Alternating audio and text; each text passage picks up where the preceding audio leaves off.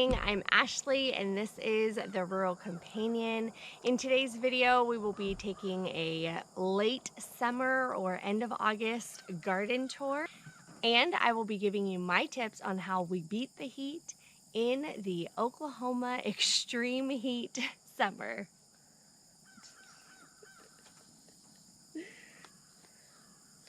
Okay, as you can tell, we have kittens galore up here, and every time I come up to the garden, they are very interested in some snuggles.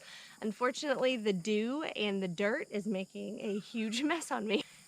So if you've watched my channel for any portion of time, you know that we live in central Oklahoma. We are more rural and about an hour from the capital here in Oklahoma, and our entire state, but specifically the central region, has been stuck in extreme heat temperatures. We have been dealing with temperatures of over 100 degrees for the past several days, and it will continue through the rest of this week. The end continues to change and get scooted farther out. First we were looking at Saturday, now Sunday, and on one forecast map I did see Monday will be our cool down day. You know, as long as we eventually get to fall, I'm sure we'll manage. Okay, so my biggest tips for beating the extreme heat in your summer garden. Number one, water either early in the morning, which I will be doing this morning, or water late in the evening. The main reason for this is you want to give your plants a good drink of water, not when the sun has the opportunity to absorb all of the water or the moisture. For specific plants like tomatoes, you actually want to water early in the morning so that whatever moisture does get on their leaves has time to dry throughout the day and does not sit on the leaves. Now, granted, we don't really have a problem of moisture sitting on our plants throughout the day. So I have watered in the evening before and have never had any type of blight or water-related diseases come onto my tomatoes.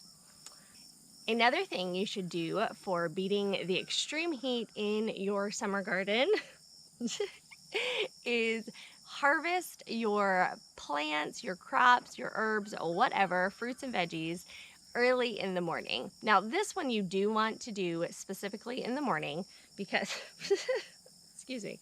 This one you really want to do early in the morning because you don't want the sun to have time to hit on those plants and absorb the nutrients that maybe have built up overnight. So specifically, this is almost impossible. Specifically for, all right, kitty. Who needs kitties? So specifically for your herbs, as soon as the sun touches them, then they lose a tremendous amount of nutrients that will restore overnight. And then of course the heat is going to start that drying out process. So if you want the freshest herbs, freshest fruits and veggies, you want to harvest those first thing in the morning. Again, I'm going to do that here in a moment. I have a ton of tomatoes, okra, elderberries. I'll probably leave the herbs alone this morning just because my drying rack in the house is completely full.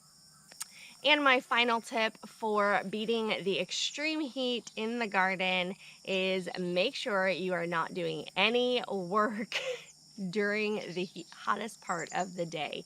Now, again, you could do your work early in the morning, you could do it late in the evening, but honestly, no one wants to work in the morning or in the evening this week.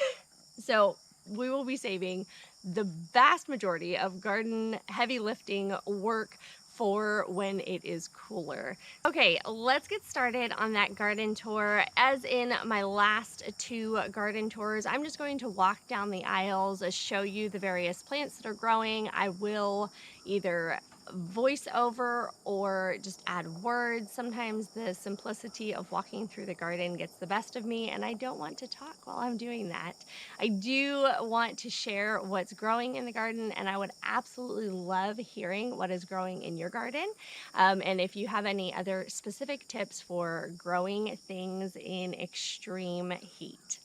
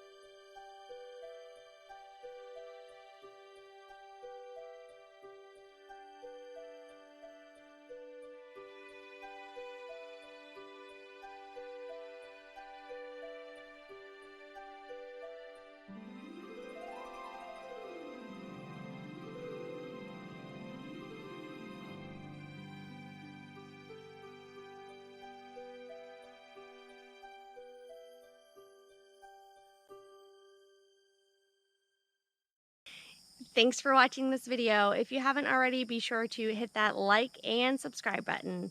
See you next time.